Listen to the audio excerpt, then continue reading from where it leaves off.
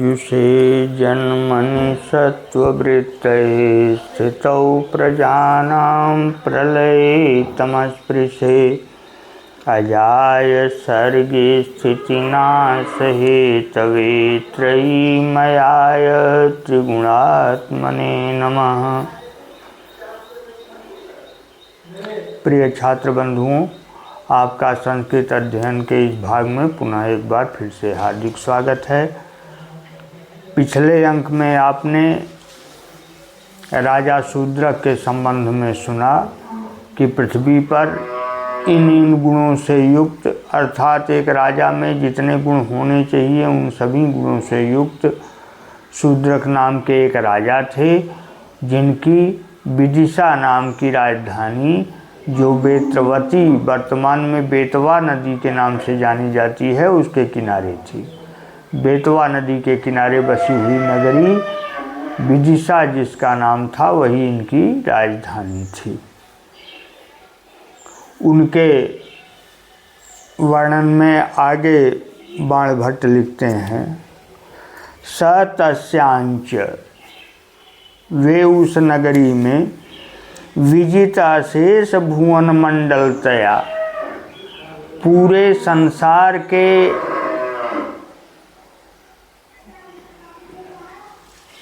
पूरे भुवन मंडल को जीत करके, जिसमें संसार का कोई भी हिस्सा ऐसा नहीं था, यानी संपूर्ण संसार को, संपूर्ण भूमंडल को जीत लेने से विगत राज्य चिंता भार निवृत्त है, जो राज्य की चिंता के भार से बिल्कुल विगत हो गए थे, निवृत्त हो चुके थे। द्वीपांतरागता, अनेक दूसरे द्वीपों से आए हुए अनेक भूमिपाल मौलिमाला लालित चरण युगलों, राजाओं के किरीटों से, राजाओं के मुकुटों से सुशोभित चरणों वाले, वलयमिव, कंगन की भांति लीलया सहज ही, भुजेन, बाएं हाथ से ही, भुवन भार मुद्वहन, पृथ्वी का भार सहन करते हुए, अमर गुरुमपि, देवताओं के गुरु का भी, प्रज्ञयोपहसत, बुद्धि में उपहास करते हुए, अभी अनेक कुल क्रमागतई, और कुल परंपरा से आने वाले अनेक असकृदालोचित नीति शास्त्र निर्मल मनोभिरवलुब्धै, शास्त्रों की आलोचना करने से बिल्कुल साफ मन वाले, स्निग्धै प्रबुद्धैश्च आमात्यै, जो स्निग्ध और प्रबुद्ध, यानी सीधे साधे, राजा की बात सीधी सीधे मानने वाले, और प्रबुद्ध माने अपने से सोचकर काम करने वाले, ऐसे आमात्यों, मंत्रियों से घिरे हुए, परिवृत है, घिरे हुए, समान वयो विद्यालंकार, जो समान उम्र की और समान विद्यालंकार से, अनेक मूर्धाभिव्यक्त पार्थिव कुलोद्गत अखिल कलापलोचन, जो ऐसे अनेक राजाओं के वंश में उत्पन्न असत्कृता लोचित नीति शास्त्र निर्मल मनोभिरालुब्धै स्निग्धै प्रबुद्धैश्चामात्यै परिवृतः, समान वयो विद्यालंकारैरनेक मूर्धाभिषक्त पार्थिव कुलोद्गतै अखिलम कलापालोचन कठोरम अतिभिरति प्रगल्भै कालविद्रभिः प्रेमानुरक्त हृदयरज्ञां परिहास कुशलै इंगिताकार वेदिभिः काव्य नाटक आख्यान आख्यायिका आलेख व्याख्यान आदि क्रिया निपुणै अति कठिन पीवर स्कंधोरुबाहुभिः अस्कृतवत अतित समुद्रिपुजक घटा पीठ बंधई केसरी किशोर कैरिव विक्रमई एक रसैरपि विनय व्यवहारी भी आत्मनः प्रतिबिंबैरिव राजपुत्र स रम्माण प्रथमे वयसि सुखमति चिरमुवास। इस प्रकार अनेक राजाओं के किरीटों द्वारा जिनका चरण सहलाया जाता था, यानी जिनके चरणों पर झुकते थे राजा मुकुट के साथ, ऐसे बार बार नीति शास्त्र की आलोचना करते हुए जिनका मन बिल्कुल निर्मल हो गया था, जो लोभ रहित हो गए थे, हर जगह स्नेहासिक्त थे, स्नेह ही दिखाते थे, तथा ऐसे मंत्रियों से घिरे हुए थे जो प्रबुद्ध थे, विवेकवान थे,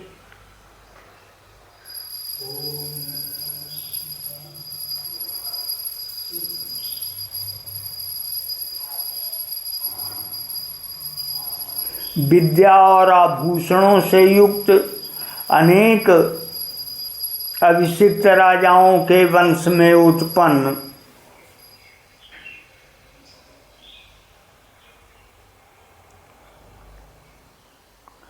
जो प्रेमानुरक्त थे, जिनके हृदय में प्रेम का भाव था, संपूर्ण कला समूह की आलोचना करने के कारण जो परिपक्व हो गए थे, ऐसी बुद्धि वाले, अत्यधिक प्रतिभाशाली, अवसर को समझने वाले, प्रेम के कारण अनुराग युक्त हृदय वाले और शिष्ट परिहास में भी जो कुशल थे, मन के भाव एवं चेष्टा मुद्रा को समझने वाले, काव्य, नाटक, आख्यान, आख्यायिका, चित्रकला और व्याख्यान आदि कार्यों में जो निपुण थे, अत्यधिक गठीले और मजबूत कंधों वाले, मजबूत भुजाओं वाले, अनेक बार शत्रुओं के बीच हाथियों के आसनों के बंधनों को नष्ट कर देने वाले और सिंह शावकों के समान पराक्रम में ही एकमात्र आनंद मनाने वाले होकर भी विनीत व्यवहार करने वाले, अपनी प्रतिच्छाया के समान राजपुत्रों के साथ क्रीड़ा करते हुए प्रथम अवस्था यानी युवावस्था में सुखपूर्वक बहुत दिन तक निवास किए। ऐसे महाराज शूद्रक अपने नीति नियमों और योगासनों इत्यादि से अपने को इतना सुगठित बना लिए थे कि उनका यौवन बहुत दिन तक उनके पास ज्यों का त्यों पड़ा रहा, यानी जल्दी वृद्ध नहीं होने वालों में से हो गए। तस्य च अतिविजिगीषुतया महासत्वतया च तृणमिव लघुवृत्तिस्त्रैणमाकलयतः प्रथमे वयसि वर्तमानस्यापि रूपवतोपि संतानार्थिभिरमात्यै अपेक्षितस्यापि सुरतसुखस्योपरि द्वेषीवासीत् सत्यपि रूपविलासो परिचित रतिविभ्रमे लावण्यवती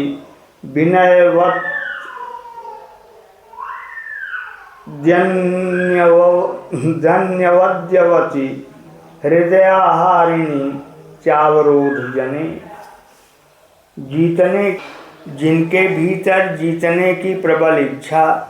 तथा अत्यंत पराक्रमशीलता के कारण युवावस्था में वर्तमान होकर भी एवं रूपवान होते हुए भी तुच्छ स्वभाव वाले स्त्री समूह को तृण के समान गिनते हुए उस शूद्रक का संतान चाहने वाले मंत्रियों के द्वारा अपेक्षित होने पर भी रूप और हाव भाव से रति के विलासों का उपहास करने वाली लावण्यमयी, विनीत, कुलीन, मनोहर तथा अंतःपुरवासिनी सुंदरियों के रहते हुए भी स्त्री संभोग सुख के ऊपर द्वेष सा हो गया था। अर्थात किसी भी तरह की चारित्रिक प्रतिकूलता महाराज शूद्रक को अच्छी नहीं लगती थी। कहने का मतलब कि नियम पूर्वक अपना राज्य संभालते थे। स कदाचित अनवरत दोलायमान रत्नवलयो धरधरिका स्फलन प्रकंपन झड़ायमान मणिकर्णपूरः स्वयं आरब्ध मृदंगवाद्यः संगीत प्रसंगेन कदाचित विरल विमुक्त सरासार शून्यकृत काननो मृगया व्यापारेण कदाचिदाबद्ध विदग्ध मंडलः काव्य प्रबंध रचनेन कदाचित शास्त्रालापेन। तो उनका समय कैसे बीतता था बता रहे हैं। यदि ऐसे व्यक्ति थे, राजा थे, तो राजाओं के लिए मनोरंजन इत्यादि अवश्य होना चाहिए। तो फिर समय शूद्रक का कैसे बीतता था उसका वर्णन करते हुए कह रहे हैं, वह राजा शूद्रक कभी निरंतर हिलाए जाते हुए रत्न जटित कंगन वाला तथा घर घरिका बजाने से उत्पन्न सिर के कंपन के कारण झण झण यानी झन झन शब्द करने वाले मणिमय कान के आभूषणों से युक्त होकर एवं मृदंग नाम वाद्य को स्वयं शुरू करके संगीत चर्चा द्वारा कभी निरंतर बरसाए गए बाणों की झड़ी से वन को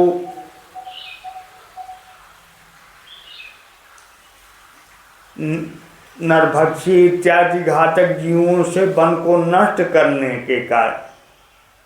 वन को नष्ट करने में यानी कभी नहीं कुछ मिलता था तो शिकार खेलने चले जाते थे और वन में बहुत से हिंसक जंतुओं को मारते थे। तो बाणों की झड़ी से वन को घातक जीवों से विहीन करके आखेट कर्म द्वारा यानी शिकार के द्वारा कभी पंडितों को की सभा कराकर काव्य और प्रबंधों की रचना द्वारा, कभी शास्त्र चर्चा द्वारा तथा कदाचित आख्यान आख्यायिके इतिहास पुराण कर्णेन कदाचित आलेख्य विनोदेन कदाचित वीणया कदाचित दर्शनागत मुनि जनचरणाशुश्रूषया कदाचित अक्षरच्युत कामात्र अक्षरच्युतक मात्राच्युतक बिंदुमती गूढ़ चतुर्थ पाद प्रहेलिका प्रदानादि भी वनिता संभोग सुख परमुख सुहृत परिवृतो दिवसम मनैषीत् यथैव च दिवसमेव मारब्ध विविध क्रीड़ा परिहास चतुरे सुहृत विरूपेतो निशामनैषीत्। तो कभी आख्यान आख्याय का इतिहास और पुराणों के श्रवण द्वारा, कभी चित्रकला के मनोरंजन द्वारा, कभी बीड़ा द्वारा यानी कभी अपने पास रखी हुई बीड़ा को ही बजाने लगते थे, कभी दर्शनार्थ आए हुए मुनिजनों के चरणों की सेवा द्वारा, कभी अक्षर च्युतक मात्रा च्युतक बिंदुमती गूढ़ चतुर्पाद तथा पहेली बुझौल आदि द्वारा। कुछ ऐसी चीज़ें हैं जिसमें अक्षर और मात्रा समाप्त हो जाती है तो संस्कृत भाषा का उत्सव जैसा मालूम होता है। राजा लोग पुराने ज़माने के जो थे वो इस पर बहुत प्रसन्न हो जाया करते थे। जैसे किसी ने पूछ दिया कि सरोवर में भैंसा तैर रहा है,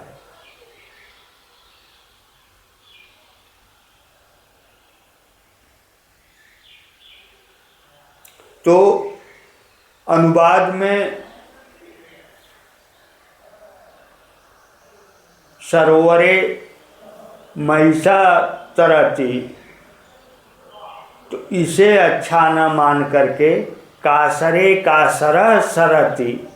इसको अच्छा माना जाता था वहाँ।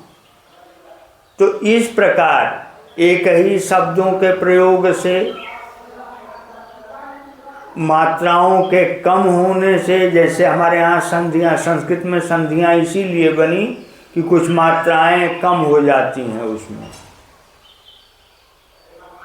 जैसे विद्या, आलय, दो शब्द कहने से अच्छा है कि जोड़ करके विद्यालय बना दिया जाए।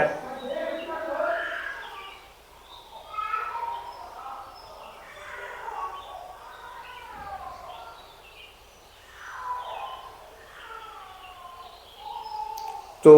इस प्रकार की चीज़ों में रुचि लगाते हुए कह रहे हैं, कभी आख्यान, आख्यायिका, इतिहास और पुराणों के श्रवण द्वारा, कभी चित्रकला के मनोरंजन द्वारा, कभी केवल बीड़ा बजाकर, कभी दर्शनार्थ आए हुए मुनियों की सेवा करके, कभी अक्षर और मात्रा के कम होने वाले शब्दों को सुन करके, पंडितों में शास्त्रार्थ करा करके, कहने का अभिप्राय यह है। तथा गूढ़ शब्दों का प्रयोग सुन करके और पहेली इत्यादि सुन करके मित्रों से सदैव घिरे रह करके अपना दिन बिताते थे। इसी प्रकार तरह तरह की खेल इत्यादि में सोने तक के समय को व्यतीत करते थे, फिर सो करके रात बिताते थे। यह महाराज शूद्र की दिनचर्या थी। तब तक एकदा तू नाति दूरोदिते नव नलिल दल संपुटद भी किंचित मुक्ता पाटलिनी भगवती सहस्रम मरीचिर्मलिनी राजानाम आस्थान मंडपमागतम अनंगाज विरुद्धेन वाम पार्श्वावलंबिना। क्या है भाई? कौक्षयकेन सन्निहित विषधरेव चंदनलता भीषण रमणीयाकृति अविरल चंदनानुलेपनावधि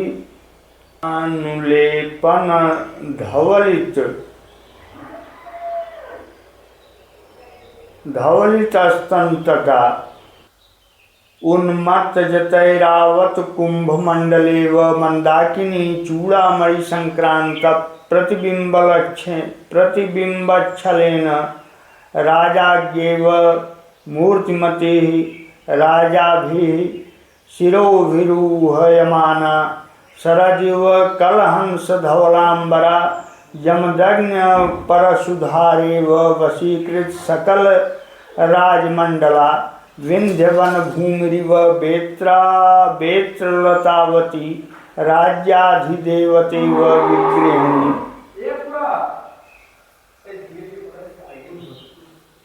इस प्रकार कह रहे हैं कि एक बार तो नवीन कमल दलों के मुकुलों को विकसित करने वाले लालिमा को कुछ छोड़ चुके हुए भगवान सहस्रांशुमाली यानी हजारों किरणों से जो युक्त रहते हैं, ऐसे भगवान सूर्य के थोड़ी दूर चढ़ने पर, यानी जब थोड़ा सा सूर्य ज़्यादा निकल आए, यानी दिन अधिक हो गया, जब थोड़ा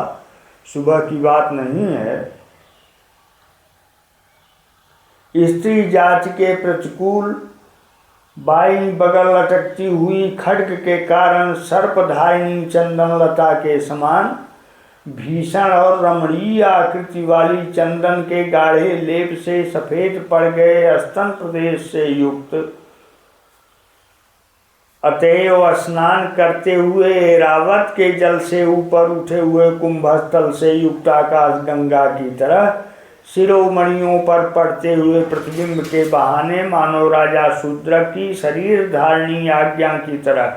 राजाओं द्वारा शिरोधार्य कलहंसों के समान श्वेत वस्त्रों वाली, अतएव कलहंसों रूपी श्वेत वस्त्रों वाली शरद ऋतु के समान संपूर्ण राज समूह को आकृष्ट करने वाली, अतएव क्षत्रिय वर्ग को वशीभूत करने वाली, परशुराम की कुठार की धार की तरह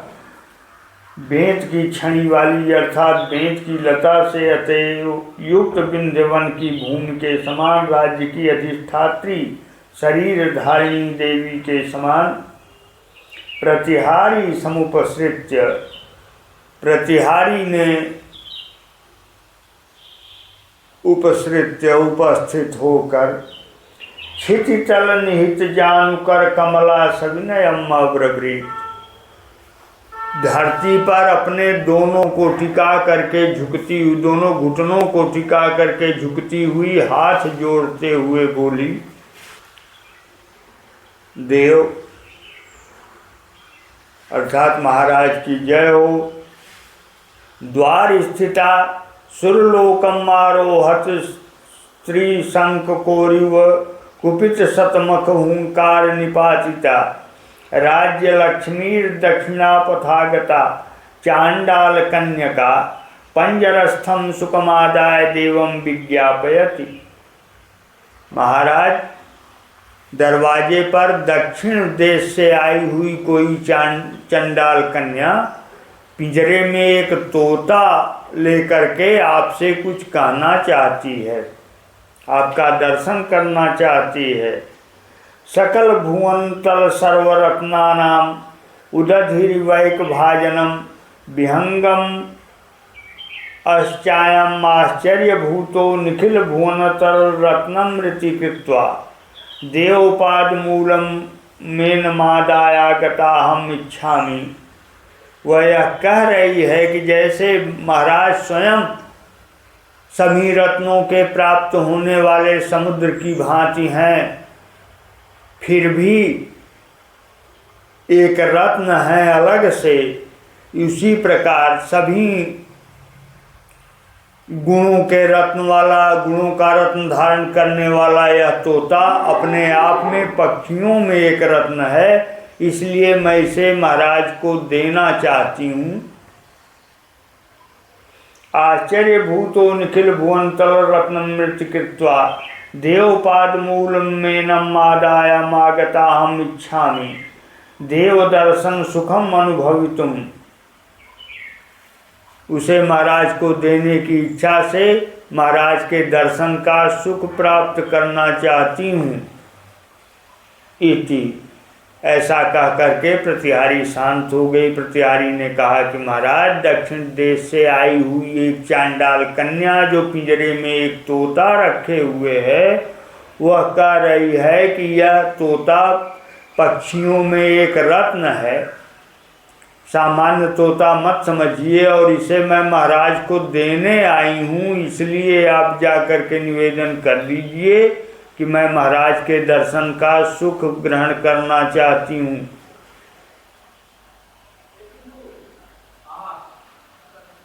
एतदा कर्ण देवः प्रमाणम इत्युक्त्वा विरराम। और यह कहकर, यह सुनकर महाराज की जैसी आज्ञा हो, यह कहकर वह चुप हो गई।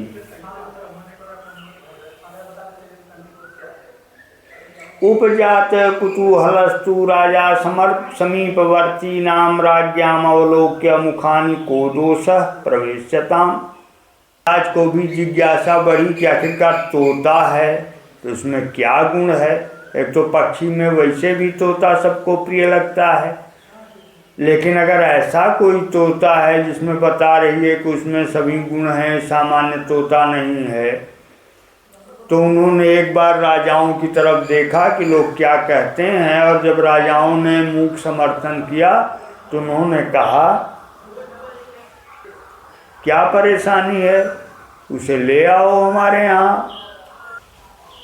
इत्यादि देश। ऐसा आदेश राजा ने किया। अथ प्रतिहारी नरपति वचनानंतर मुत्थाय। तब प्रतिहारी जब राजा की बात सुनी कि नहीं उसे ले आओ भीतर, तो उठाए, उठ करके ताम मातंग कुमारी प्रवेश, तो उस मातंग कुमारी को अंदर ले आई। प्रविश्य च सा, और उसने प्रवेश करके नरपति सहस्त्र मध्यवर्तिनम, राजाओं के बीच असनिभ पुंजित कुलशैल मध्यगतमिव कनक शिखरी नाम, जैसे सभी पर्वतों के बीच में कनक शिखर यानी सुमेरु पर्वत होता है, ऐसे अनेक रत्नाभरणिक रत्न जालकांतरियुक्तावयव मिंद्रायुध सहस्र संच्छादितास्ति विभागम निव जलधर दिवसम। सहस्त्रों इंद्रधनुषों से घिरे हुए जैसे आठों दिक् प्रदेशों वाले मेघ दिन के समान अनेक रत्नाभूषणों के किरण समूह द्वारा आच्छादित अंगों वाले, यानी जैसे मेघ से बादल घिरा रहता, आकाश घिरा रहता है और उसके बीच से किरण चमका करती है, इस प्रकार तेज से चमकने वाले शूद्रक ने अवलंबित स्थूल मुक्ता कलापस्य कनक श्रृंखला नियमित मंडी दंडिका चतुष्टयस्य गगन सिंधुके नपट लपांडुरस्य नातिमातो दुकूल वितानस्य अधस्तंदिन्दुकांतं मणिपर्यंकिकां निष्णाम उद्धूयमान कनकदंड चामर कलापम उन्मयूख मुख कांति निचय परा भवत प्रणते शस्य निवस स्फटिक पाद पीठे विनयस्तवाम पादम। लटकती हुई बड़ी बड़ी मोतियों के समूह से युक्त सुनहरी सांकलों से बंधे हुए चार मणिगतित दंडों से संयुक्त आकाश गंगा के झाग समूह के समान शुभ्र वर्ण वाले बहुत कम विस्तृत रेशमी चदरों के नीचे चंद्रकांत मणिमय छोटे पलंग पर विराजमान। कहने का अभिप्राय यह है कि जो आज के ज़माने में जिसे बेडशीट कहते हैं, ऐसे रेशमी चादर से सुशोभित एक छोटे से पलंग पर महाराज बैठे हुए थे, उनका वर्णन है। उस पर विराजमान और झले जाते हुए सुनहरी मूठ वाले चामर समूह से संयुक्त, जिसमें सोने के मूठ लगे हुए थे, ऐसी इनसे युक्त ऊर्ध्वगामी किरणों से युक्त मुख को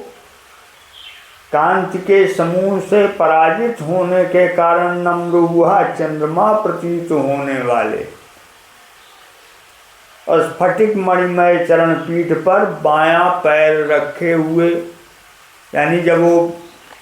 अंदर प्रवेश की तो महाराज कैसे थे उसके सामने उसका वर्णन कर रहे हैं। ये वैदग्ध्यता है महाकवि मार की। इंद्र नीलमणि कुट्टिम प्रभा संपर्क श्याम मायमाने प्रणति रिपुनि स्वासमालिनी कृतैरिव चरण नख मयूख जालैक पशोप भय शोभमानम आसीनोलसित पद्मराग किरीट पाटली कृतेनाचिरद मृद मधुकैटभरुधिकारुणेन हरिनिवोरुयुगलेन विराजमानम अमृत फेन धवले गोरोचनालिखित हंस मिथुन सनाथ पर्यन्ते चामर पवन प्रणर्ति तान देशे दुकूले वसानम। इंद्रनील मणियों से बनी वेदिका की कांति के संपर्क से श्याम पड़े हुए अतएव नम्र हुए शत्रुओं की निश्वास वायु से मलिन किए जाने वाले चरणों के नाखूनों के किरण समूह से सुशोभित शीघ्र मारे गए मधु और कैटभ दैत्यों के रुधिर से रक्त वर्ण की हो गई दोनों जंघों से सुशोभित भगवान विष्णु के समान आसन से ऊपर उठती हुई पद्मराग मणियों की किरणों से लाल किए गए, दोनों जंघाओं द्वारा शोभायमान अमृत के फेन के समान शुभ्र वर्ण वाली गोरोचन से चित्रित हंसों के जोड़े से युक्त किनारों वाले, चामरों की हवा से लहराते हुए दोनों छोरों वाले, दो रेशमी वस्त्र धारण किए हुए